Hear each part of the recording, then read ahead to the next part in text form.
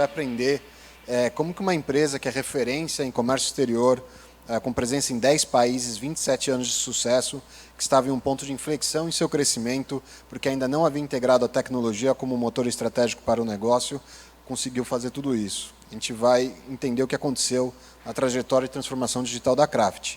E para falar sobre portos do futuro, estratégias na Craft para a transformação digital de logística internacional, a gente quer convidar ela, com 30 anos de experiência, atua como diretora global de tecnologia e inovação na Craft Multimodal, uma empresa brasileira com operações em 10 países. Além disso, ela é coordenadora da pós-graduação da FIAP, construiu uma vasta experiência na gestão de tecnologia e logística, com longas passagens por empresas como Penske Logistics e Jeffco, e é pós-graduada em Neurociência e Psicologia Positiva pela PUC Paraná e no programa de conselheiros do IEL da IFMG.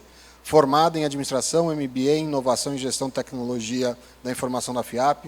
Pessoal, salva de palmas. Kate Zunino, CIO na Craft. Kate. Obrigada. Obrigada.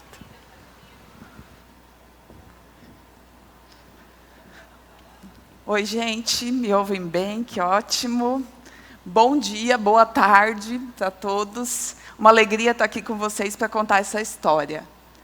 Eu deixei esse slide, apesar do Nasser ter contado coisas ali, né, que até eu fiquei surpresa de tudo reunido junto, mas o mais importante dessa história toda é que eu sou mãe da Laura e da Helena, e que eu estou na Craft há 3 anos, então toda essa minha jornada de 30 anos em tecnologia e logística me preparou para esse momento, para viver um papel realmente de transformação numa companhia brasileira que é multinacional.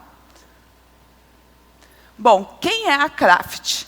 A Craft é uma empresa brasileira que está presente em 10 países, e ela é um tipo, quando eu vou explicar para as pessoas o que ela faz, é meio complexo. Aí eu achei um jeito de fazer isso bem simples. Ela é um Uber analógico.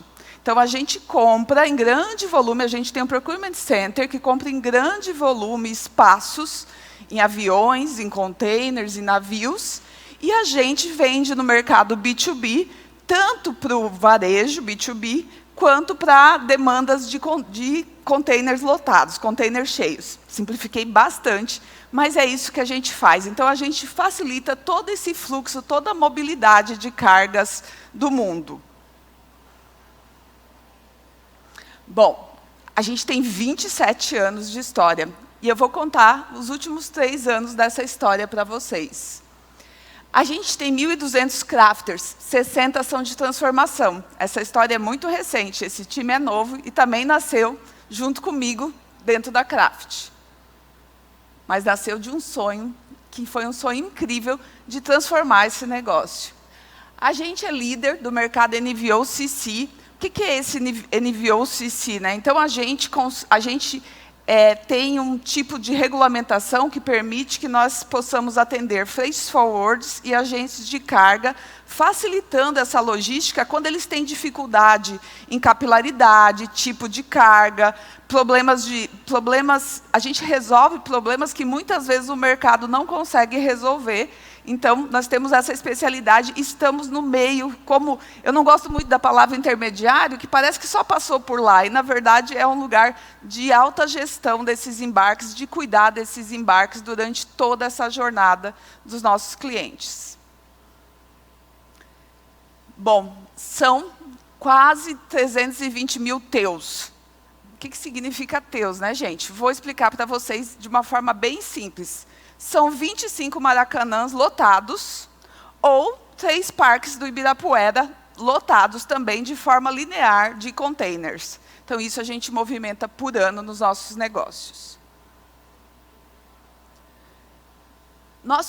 O que a gente entrega para os nossos clientes, né? A gente entrega ética, a gente entrega confiabilidade e um escopo de serviços altamente diversificado, onde a gente é líder em cargas perigosas e a gente consegue fazer o que o mercado muitas vezes não consegue fazer num embarque de carga. A Craft cresceu muito nos últimos anos, e esse crescimento todo levou ela a um ponto de inflexão durante a pandemia. crescer e colocar mais gente não era mais a solução para conseguir fazer os nossos embarques continuarem sendo incríveis. A Craft percebeu que ela precisava aportar tecnologia nessa história. E foi onde a gente entrou. A gente tinha um time até então que era muito um time reativo de tecnologia, que trabalhava em urgências, e a gente muda esse foco com todo um trabalho feito pelo nosso board de entendimento de cenário de mercado e criação de um direcionamento de crescimento. E aí nasce a nossa roda aqui dos direcionadores, onde a gente definiu 5 direcionadores. Excelência operacional, a busca por melhorar o nosso negócio, crescimento sustentável, transformação dos negócios, governança e desenvolvimento de pessoas em plataformas multiculturais. Bom, com esses direcionadores, a Craft desenhou, então, esse time de transformação que viria a conduzir toda essa trajetória. A Craft também avaliou a maturidade da transformação dentro da organização e percebeu que estava longe de ser uma empresa digital e de uma empresa pronta para começar a transformação sem antes estruturar toda essa história. A gente estava ali no índice de 66, querendo estar no índice de 90. Foi então que começou essa jornada. Quando eu cheguei, normalmente, quando a gente assume uma diretoria global de tecnologia, a gente tem os nossos 100 dias também do presidente, ali, né, aquele negócio americano, 100 dias para fazer uma acupuntura, resolver aqueles problemas que estão doendo e fazer um plano. Eu tive 45 dias. Então, foi aquela aventura de tentar, né, entender rapidamente a empresa e conseguir mexer em alguns pontos que trariam logo resultados. Então, a gente fez um estudo baseado nos negócios, em recursos, arquitetura, governança, sempre olhando os melhores padrões de tecnologia, as melhores práticas, e também olhando muito para a inovação, que é um grande foco meu. Nesse primeiro momento, eu tive um grande susto. Eu percebi que a empresa ela ainda estava num cenário bastante caótico, onde todas as 10 empresas eram como empresas separadas, elas não se conectavam de uma forma, nem em dados, nem em estratégia de negócio, sim, mas estratégia tecnológica, muito pouco. E o que fazia a gente ter muito retrabalho, muitos problemas, ter uma TI que não era responsiva, uma TI que não conhecia do negócio, uma TI que não escalava. Bom, a gente tinha uma situação realmente complexa, onde cada país tinha uma TI separada e a gente tinha que unificar tudo aquilo. E de uma forma orquestrada, que não impactasse o nosso negócio. Foi então que a gente construiu a nossa visão de futuro, entendendo o momento onde nós estávamos, onde a gente tinha foco na urgência, falhas, obsolescência, rupturas. A gente desenhou um plano para a gente ir para o Go Digital, onde a gente ia estruturar toda aquela tecnologia. Tudo isso teve muito apoio do board, porque realmente é um investimento alto para você conseguir, e também precisa ter resiliência, né? Porque a gente está mexendo em estruturas. Então, por óbvio, às vezes você vai ter algum problema e precisa estar preparado para responder aquele problema. Então, em 2023 e 2024, a gente vive a estruturação e transição, onde a gente cria um processo de governança, traz a produtização para a tecnologia e foca no básico e no simples. Isso foi essencial para que a gente conseguisse respirar e reorganizar a empresa. Agora, a gente começa a jornada do Bi-Digital. No Bi-Digital, a gente já olha a empresa com grandes possibilidades de novos negócios no mundo digital. A gente já sai um pouco dos negócios atuais, de levar para o digital os negócios atuais e começa a construir essa ponte para novos negócios. Nós também estruturamos todo um blueprint para isso tudo acontecer. Porque, imagina, é muito legal pensar, né? Agora nós somos digitais, agora nós oferecemos produtos digitais, mas como é que está a minha casa? Como é que está a minha estrutura aqui? O que está acontecendo? Então, a gente estruturou toda a nossa fundação, mudando toda a nossa estratégia de Service Desk, a nossa estratégia de segurança, clouds, data centers, tudo foi revisitado nesses 2 anos. Além disso, a gente criou os habilitadores digitais, que é a nossa plataforma de APIs, de dados e de RPA. Para que a gente pudesse colocar nessa estrutura toda que a gente criou, todas as nossas soluções que atendem às nossas verticais de negócio.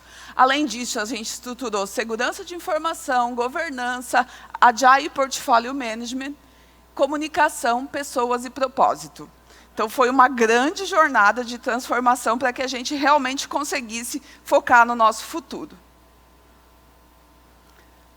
Foi essencial essa visão de time que a gente montou. Então, hoje a gente tem uma vice-presidência dedicada à transformação e uma vice-presidência dedicada aos negócios do dia a dia, altamente conectadas.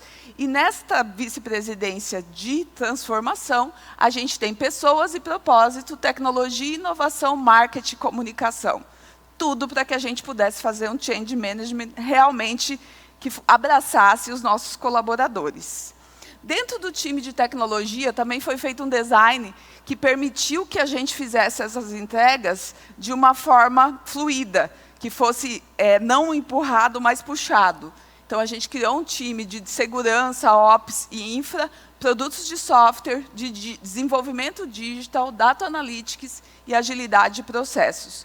Com essa organização, nesta modelagem, a gente conseguiu começar a movimentar toda a organização, gerando entregas, cuidando dessas entregas para que elas tivessem bastante sucesso, tendo uma visão de ciclo de vida dos produtos, construindo produtos e mantendo os legados, construindo através de dados as pontes desse mundo digital, né, e do mundo legado, e tudo baseado em agilidade, trazendo, na verdade, entregas através de MVPs, para que a companhia começasse a experimentar o que é isso, né? Como que eu faço isso, como que eu experimento isso. Então, a nossa primeira jornada foi a construção de um MVP que atuava diretamente no core do negócio, que é algo bastante complexo, né? Foram 3 meses de um MVP, onde a gente conseguiu virar primeiro o Brasil e depois todos os outros países. Ao longo de 1 ano, a gente fez rollout desse MVP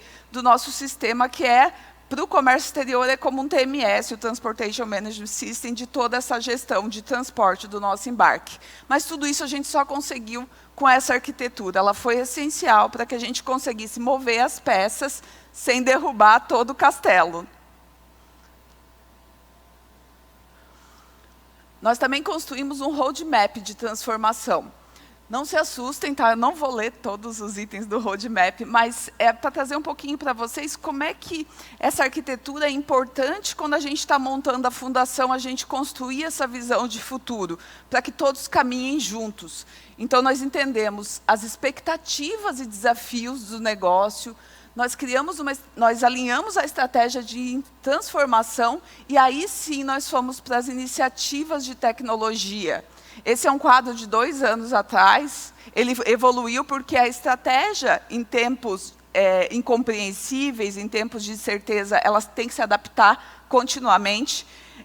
Já foi-se a época que a gente podia fazer estratégias de 5, 10 anos, né? Nem de 2, eu acredito mais. Acredito que a revisão da estratégia ela é extremamente necessária.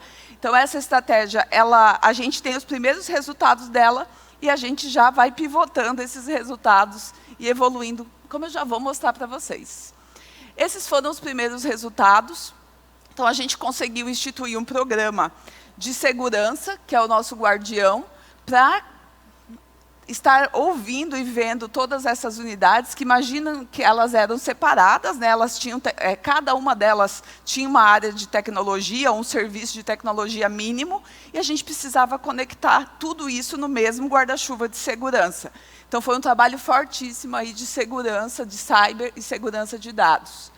A gente também mudou a vida dos nossos colaboradores, trazendo o que às vezes pode ser muito simples numa organização, né, mas trazendo eu falo que é um Wi-Fi digno, que é a pessoa poder trabalhar sem se preocupar com infraestrutura. Ela ter aquilo já embarcado sem ter noção do que é viver sem isto. E a gente não tinha essa situação porque, como eu falei, era desintegrado a tecnologia, então nós tínhamos padrões diferentes e nem se comunicavam as unidades. Então a gente criou todo esse guarda-chuva de comunicação, mudando toda a telefonia, todos os links, toda a parte de equipamentos end-user. Além disso, Além disso também, a gente começou a implementação do CargoWise, que é esse sistema que eu falei para vocês, que é o nosso core de negócios. A gente implementou o Craft Desk, atendendo os 10 países em 3 línguas, onde hoje a gente faz toda a nossa gestão de tickets. Hoje a gente está com 98% de satisfação, 90% dos tickets atendidos no primeiro atendimento. A gente criou o Craft Connect, que é o nosso barramento de dados e de APIs, onde a gente consegue fazer toda a troca com o mercado. Porque quando a gente tem uma situação onde nós temos um cenário de legados, de monolitos, não é simples você trazer isso para o mundo, né? Trazer isso para o dia de hoje. Então, os empilhamentos vão acontecer na vida de quem é de TI. Né? A gente acaba vivendo, tem um legado, tem mais uma arquitetura digital, tem mais um microserviço. Como que a gente organiza tudo isso? Essa camada de habilitadores digitais ajuda muito nesse processo. Então, a gente criou o Connect, que é a nossa possibilidade de falar com o mundo e de habilitar os nossos legados também para essa conversa, para essa troca de informações, permitindo aí eliminar digitações, tarefas duplicadas. E aqui, neste cenário, a gente conseguiu trazer 13 terminais portuários para essa nossa plataforma, onde a gente começou a ter os milestones dos terminais, que era um sonho antigo da organização, e os terminais. A gente tem, gente, na América Latina, terminais públicos e privados. Cada um deles é uma negociação, uma história. Então, a gente teve que facilitar muito a vida deles, se adaptando a layouts, padrões e tudo mais, para que a gente pudesse estabelecer essas conexões. São 28, a gente chegou em 13, e agora estamos trabalhando para evoluir com o restante. A gente também fez um programa de inovação, que foi esse teste para o pessoal aprender um pouquinho sobre design thinking, para a gente idear. E hoje a gente já tem um desses projetos selecionados nessa sessão de design thinking em produção, que é o Craft Hub, que é a nossa central de serviços integrada também para serviços de embarque. A gente começou o nosso desenvolvimento de portal de cliente. Lembra lá que eu falei do Go Digital? Então, é a nossa forma da gente começar a entregar o que a gente já faz hoje também no digital. Agora vou passar. Bom, contei para vocês aí sobre o que aconteceu até agora, né? Sobre essa jornada toda. E aí eu vou falar um pouquinho sobre o meu propósito. Que meu propósito como tecnologia é construir pontes, através da tecnologia, ligando pessoas e negócios. Quando eu cheguei na Craft, eu percebi que eu tinha que construir portos também, que são esses grandes hubs que estão localizados de forma estratégica, para que a gente possa conectar lugares, pessoas, dados e processos. Então, começou a nossa jornada aí de construção de visões de futuro, de transformação. E aí, começamos a falar de futuro, então. Para a gente falar de futuro, não basta olhar o que está acontecendo dentro da empresa. A gente precisa olhar para o mercado. A gente precisa idear, a gente precisa sentir o espírito do tempo. A gente precisa entender não só sobre o que está acontecendo em tecnologia, mas o que está acontecendo no mundo. E aí a gente foi dar essa olhada para entender quais são as tendências. Bom, a AMWeb, ela traz, né, um report maravilhoso todos os anos, e faz parte desse report alguns insights sobre supply chain, sobre logística e transportes. E nesse quadro dela, ela traz um pouquinho sobre como a gente vai ser impactado por essas tendências. E olhando aqui supply chain, vocês podem ver que todos os mercados estão impactados pela inteligência artificial, e especialmente este mercado, aqui tem uma linha do tempo, tá, gente, onde o azul claro é o de mais curto espaço de tempo. Em 2 anos a gente vai ser impactado ou terá acesso a essa tendência, né? A gente fala muito de mobilidade, fala muito de green tech, e fala muito de gestão climática, de ter dados para que a gente possa tomar decisões com base no clima. Então, vamos conectando aí partes, né? Então, a gente tem essas informações. Quando a gente vai para Gartner e quando a gente começa a ler muitas das tendências que nós temos acesso, a gente começa a ver a hiperautomação, os AI agents, a gente começa a ver a mudança do comportamento dos nossos clientes, né? Segundo a Gartner, até 2027, 40% dos nossos clientes serão AI customers. O que significa isso, gente? Que não é só o cliente oferecendo um chatbot para a gente vai ter o nosso chatbot conversando com outro chatbot. Então, o jogo vai virar e possivelmente os nossos avatares vão resolver uma série de problemas para a gente. Nós estamos preparados para isso? As nossas empresas estão preparadas para isso? A gente vê uma grande tendência em muitas ferramentas, muitas possibilidades de impulsionar a visibilidade e custo de forma preditiva. Então, começar a trazer dados para a tomada de decisão e não simplesmente para entregar o que o cliente já espera. Que até é bem importante a gente falar sobre isso. O cliente ele busca 3 coisas. Ele quer saber o que está acontecendo com a carga dele, aonde que ela está, se ela vai chegar no prazo e se vai chegar no custo certo. No custo combinado, no custo que ele possa pagar, né? Esses são 3 dados que a logística busca o tempo inteiro, né? De forma... Não vou nem entrar com qualidade aqui, porque ninguém espera que chegue com algum problema. E são dados que, muitas vezes, a gente não consegue gerenciar no mercado de logística internacional. Porque, para vir uma carga da China até aqui, a gente tem 15 intervenientes, gerando documentos, gerando dados e gerando muito dado no papel. Então, como é que a gente faz para ter tudo isso e contar para o cliente que a carga dele vai chegar e a gente está seguro que vai chegar? Com essas novas possibilidades que vão avançando, principalmente com a IA, com blockchains, com a gestão de dados digitalizados, a gente começa a ver tendências que a gente tem que coletar e começa a construir aí visões possíveis de futuro para que a gente possa melhorar esse cenário. Bom, a busca por essa visão real-time, por saber onde está o cliente, está cada vez mais próximo para a gente, mas agarrá-la é muito difícil. Então, a gente também está buscando o tempo inteiro entender onde estão esses dados, o que muda nos dados. Ano passado, quando a gente teve a seca em Manaus, se você entrasse em todas as plataformas, todos os navios continuavam indo para Manaus, mas ninguém podia entrar em Manaus. Os navios não foram atualizados. Todos ficamos cegos. Uma coisa simples que acontece todos os anos, a seca em Manaus. Algo totalmente previsível. Algo que as marés e com dados climáticos já teriam indicado anteriormente. Algumas plataformas até tinham esses dados, mas não de uma forma simples para que a gente pudesse entregar isso para o nosso cliente. Então, a gente viu grandes possibilidades aí de começar a gerar essa visibilidade, começar a ter esse dado de uma forma avançada para os nossos clientes. Bom, além disso, outra tendência que a gente viu foi a tendência de começar a olhar para as pessoas e para os clientes de uma forma unificada.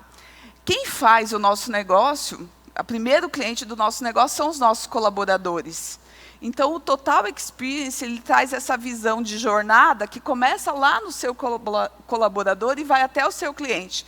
Porque um colaborador que não está feliz ou que não tem conteúdo suficiente, vai ser muito difícil ele conseguir gerar uma experiência boa para o cliente dele, para o nosso cliente. Então, a gente começou a construir então, uma jornada onde a gente cuida do colaborador da forma como a gente cuida do nosso cliente. A gente chama de Total Experience, que é essa visão onde eu consigo, de ponta a ponta, ter essa conexão com o meu cliente através dos meus colaboradores. E a gente também viu, principalmente com esse momento que a gente vivencia da inteligência artificial, que era importante olhar os nossos colaboradores e dar para eles a possibilidade de aprenderem sobre digital, sobre tecnologia. Porque, em certo momento, a gente começa a construir um gap, né, entre o que a gente está entregando em tecnologia e o que as pessoas estão fazendo no dia a dia. Então, a mudança de mindset para um mindset de crescimento se faz necessária. E a gente já começa a ver a tecnologia já ajudando nisso também, com AI trainings, com dados, com entendimento dos cenários. A AI humanizada já é uma realidade, e a Gartner diz que até 2030 a AI ela estará mais humanizada que os humanos. Isso é altamente assustador, né? Quando eu li pela primeira vez, eu falei, de jeito nenhum, ninguém vai substituir o ser humano. Mas por quê? Né? Tem um porquê por trás disso. A possibilidade de dados que a AI tem para ler, né, sobre o seu comportamento, sobre o seu gosto, sobre os seus hábitos, é muito maior do que o que um atendente pode fazer, muitas vezes, só com base numa tela, né, que está em 2 dimensões no máximo. Né? E olha o número de dados que a AI tem, que ela pode trazer para gerar uma experiência diferente para você. E, de cara, ela já tem mais paciência do que, muitas vezes, a gente tem para lidar com o problema. Então, ela está um pouco mais preparada. Essa utilização desses dados vão ser uma tendência também para que a gente possa criar experiências melhores para os nossos clientes. Então, entendendo tudo isso, entendendo que a gente precisava cuidar dos nossos colaboradores, que precisava educar os nossos colaboradores e que tinha muita oportunidade de gerar experiências novas para os nossos clientes, com base nessas novas interfaces, a gente começou, então, a construir a nossa visão de futuro, né? Que é uma visão, gente, que ela não está construída a partir de agora. Ela vem lá daquele nosso primeiro roadmap. Ela continua, né? Ela continua, na verdade, evoluindo com base nesses novos aprendizados que a gente vai tendo. E aí, então, a gente entra no nosso Be Digital, onde a gente construiu um roadmap em 3 horizontes. Aqui, começando no horizonte 1, que é aprimorar o que já funciona bem, né? Fazer bem feito o que a gente já sabe fazer. Então, como é que a gente pode fazer isso? A gente continua a implementação do CargoWise. O CargoWise é uma implementação de plataforma para cuidar de toda a nossa gestão operacional do embarque. A gente continua impulsionando o nosso Craft Connect, agora oferecendo um hub de APIs para os nossos clientes também, para que a gente possa também entregar dados para eles de uma forma facilitada. A gente criou o Ideatom Craft, que está rodando agora, né? Estamos em pleno voo. O Ideatom é uma jornada de aprendizado para os nossos colaboradores, onde todos os colaboradores estão convidados. É de 4 meses essa jornada, onde no primeiro mês eles tiveram aulas sobre tecnologia com especialistas de mercado e com os nossos times de tecnologia. No segundo mês, eles aprenderam sobre VSM, CIPOC, sobre processos. E no terceiro mês, eles foram convidados a desafiar o processo deles com tecnologia. Então, eles criaram 84 ideias, que estão agora no nosso funil aí de 60 ideias. Nós estamos agora no momento de 60 boas ideias, onde a gente finaliza com um hackathon, onde a gente vai transformar 10 dessas ideias em protótipo, vai transformar 10 dessas ideias em realidade. E produzir 3.000 horas de produtividade. A Priscila está ali, ó, não me deixa mentir sozinha. Vamos conseguir, né, Pri? Só um desafio gigante, mas um desafio, gente, que está transformando a empresa, porque agora, você passa no corredor, a pessoa pede API para a máquina de café, o que é ótimo. Então, tá valendo. Então, a linguagem está mudando e as pessoas estão se sentindo parte da transformação. A gente acaba construindo uma ponte entre esse mundo que, às vezes, vai se deslocando, né, de tecnologia e negócios dentro da organização. E a gente também resolveu mudar a nossa forma de treinar usando inteligência artificial. Então, a gente tinha uma jornada de treinamento muito pesada, principalmente para esse sistema CargoWise.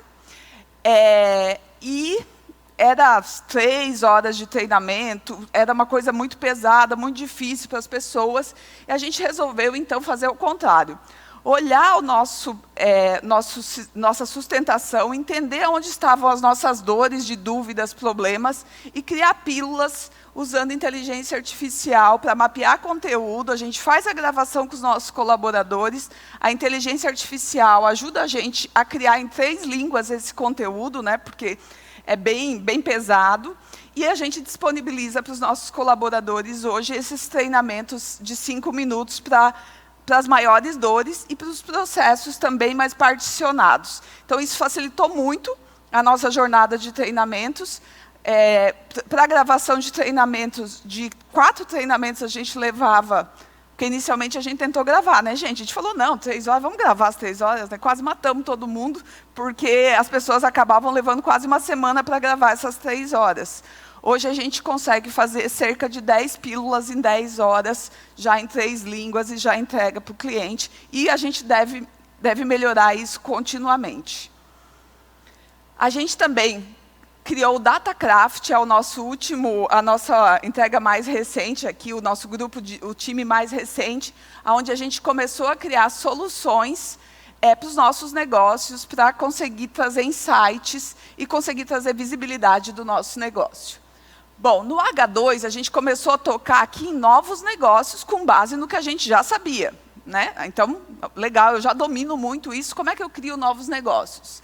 Então, a gente está evoluindo no nosso portal, no Procurement Center, no Float, que é a nossa plataforma de Open Data, onde a gente começa gerindo esses dados todos que interessam para o mercado.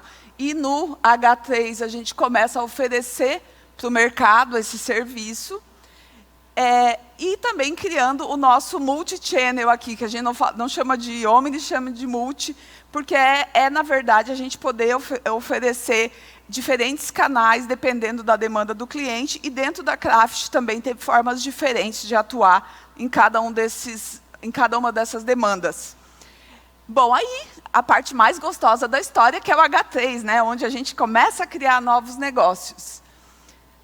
A gente tem expectativa de criar o nosso marketplace. Então, portal, a gente vai conectando todas essas informações para a gente chegar até aqui, começar a gerar dados de marketing sites. Então, com toda essa reunião, né, de informações climáticas, de dados de embarques, de dados sobre a logística internacional, começar a gerar insights para o mercado. Como eu expliquei aqui, o Float, né, que é a nossa plataforma que começa a tocar ali no Open Data, no nosso mini blockchain por hora.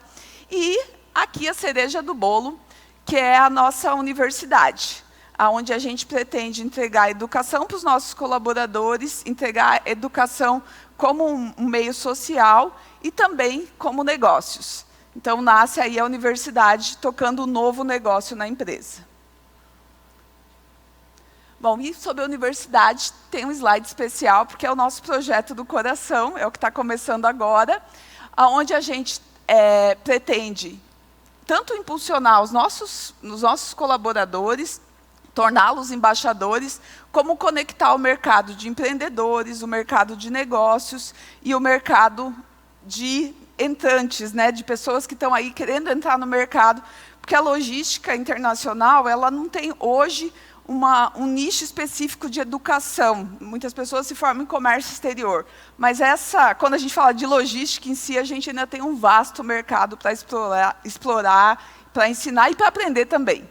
Então, esse é o nosso acho que o nosso grande sonho desse ano, que com certeza vai se realizar, já não é mais sonho, já tem bastante coisa que a gente já aterrissou, e é a nossa grande entrega.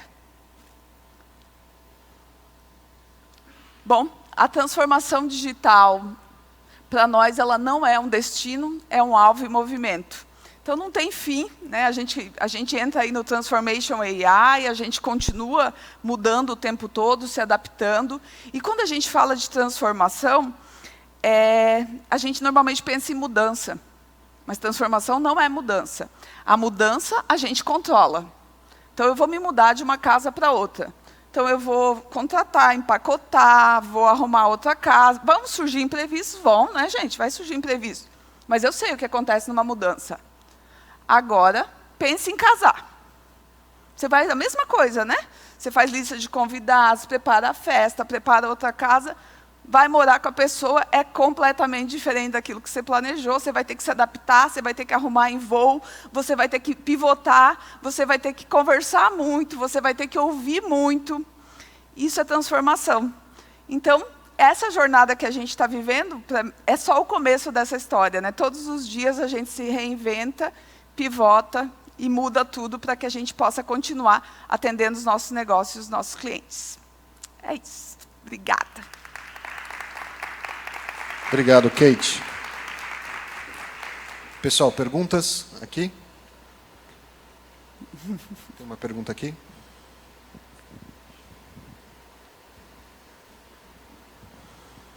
Levanta a mão para mim só, por favor.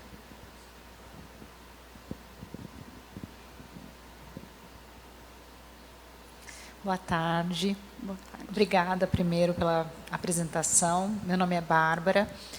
E eu imagino que você tenha sido contratada nesse cargo com poder de decisão, com um budget ali, já pensando nesse desafio que seria grande, mas eu ainda queria entender qual foi, se você teve esse budget já livre, sem muitas, não restrições, mas qual foi o tamanho do desafio e se você teve todas as suas ideias, como é que foi essa implementação, o tamanho do time, qual foi o desafio inicial ali? Legal. É bom que estão aqui as duas pessoas que estiveram diretamente envolvidas nisso, viu? O Nasser e a Priscila. O Nasser, na época, era conselheiro e a Priscila, a nossa VP de transformação. Então, eles tinham uma visão do que poderia acontecer e do investimento que era necessário, mas a gente ainda... Era uma transformação, não era uma mudança, certo? Senão seria possível prever. Quando a gente começou esse desenho, a gente também fez um assessment de desperdícios que a gente tinha. Porque vocês viram que tinha link, cada escritório tinha um link, eram 18 links só no Brasil. Então, assim, teve muito saving nesse primeiro momento, né, onde a gente corta ali o mato alto e consegue trazer o budget para uma realidade de negócio. E aí a gente começou a desenhar em cada projeto o modelo ideal para que a gente pudesse evoluir. Uma coisa importante nessa jornada foi a produtização. Porque quando a gente pensa em projeto, tem começo, meio e fim. Produto de software não tem começo, meio e fim. Né? Produto de software, se você não cuida, ele morre. Ele dá pau, ele para de funcionar. E, normalmente, as empresas tratam produto de software como projeto. E aí, o que acontece? Obsolescência. E aí, lá na frente, você ouve, não, mas a gente não é uma empresa de tecnologia. Né? Então, a gente não... Tratar os produtos de software como produtos de software com budget por produto é essencial para que esse budget funcione. É difícil? É mega difícil, porque muitas vezes a contabilidade não está adaptada a isso, a gente precisa ter muitas conversas, precisa até trazer essa sensibilidade. Mas o que normalmente acontece, você tem um monte de legados já abandonados, que você pode mostrar através desses legados o quanto está custando para a organização não ter cuidado na hora certa, né, não ter feito o investimento na hora certa. Então, construindo esse primeiro orçamento, a gente começou, então, a trabalhar nas entregas e criar os MVPs também foi bastante importante para que a gente trouxesse valor de imediato. Porque também projetos de 2 anos, ninguém aguenta mais, né? Isso não é mais uma realidade possível hoje, até porque muda tudo quando você vai fazer a entrega. Então, o CarWise, que foi o sistema que eu falei para vocês, ele nunca tinha sido entregue dentro da agilidade. Ele é um projeto waterfall. Ele é, característica dele, todas as consultorias que trouxeram o projeto para a gente, falaram, é waterfall, acontece assim, assim, configura, testa. A gente falou, não é essa entrega que a gente quer. A gente tem uma proposta diferente. Então, a gente fez uma proposta para essas consultorias, algumas encararam, outras não, e a gente seguiu usando a agilidade como meio para fazer isso. Então, foram algumas estratégias para ir conquistando também esse público e trazendo essa experiência para que o budget pudesse ser compreendido, né? Porque, uma vez compreendido o retorno sobre o investimento, e o investimento é importante. Mas não é fácil. A gente passa o tempo todo aí por questões, revisões, e faz parte do jogo a gente também defender e também entender, muitas vezes, o momento da empresa. Mais pergunta, pessoal? Kate, eu queria te provocar num tema, você trouxe no final ali a parte de tendências, né? Mas como que você vê um segmento B2B, né, como a logística e a indústria também cai nisso, né? A maioria ainda nem passou pelo processo de transformação digital, né? Como que você vê como que essas empresas vão conseguir enfrentar essas tendências como o AI que você comentou, né? Como que você acha que isso eu acredito que só tem uma forma de fazer isso através da experimentação. Quando você cria uma estrutura, né, se você já chega com um projeto, para a gente fazer AI, eu vou precisar investir 1 milhão, e aí nós vamos ver o que vai acontecer. A possibilidade é muito baixa, porque nós estamos falando de uma tecnologia que está em mudança constante. E na experimentação, você tem a possibilidade de alocar poucos recursos, de gastar pouco e de validar a sua ideia e validar a possibilidade. Então, eu acredito muito na experimentação bottom-up e não top-down. Então, se a organização esperar que alguém vai dizer lá do board que precisa testar, a gente já perdeu tempo.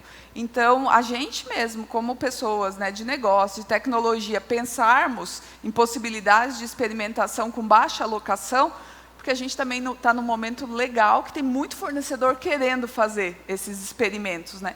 Não é sempre assim na nossa vida, né? Muitas vezes é complexo, mas a gente está num momento bom. Então, é aproveitar esse momento para desafiar o negócio, desafiar a tecnologia para a experimentação.